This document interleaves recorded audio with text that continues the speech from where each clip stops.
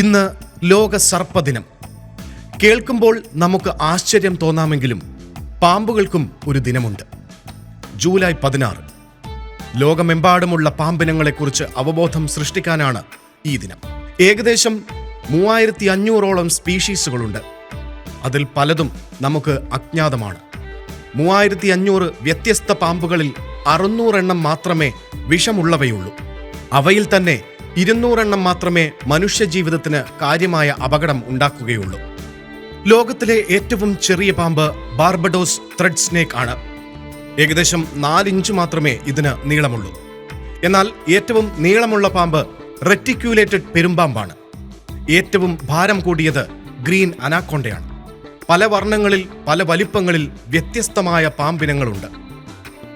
കേരളത്തിൽ 106 ഇനം പാമ്പുകളുണ്ട്.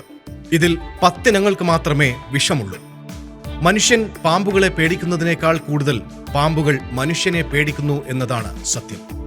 മിക്ക പാമ്പുകളും രാത്രി സഞ്ചാരികളാണ്. പാമ്പുകൾ ശീതരക്തമുള്ള ജീവിയാണ്. അവയ്ക്ക് ശരീര താപനില നിയന്ത്രിക്കാൻ സ്വയം സൂര്യപ്രകാശം ഏൽക്കേണ്ടതുണ്ട്.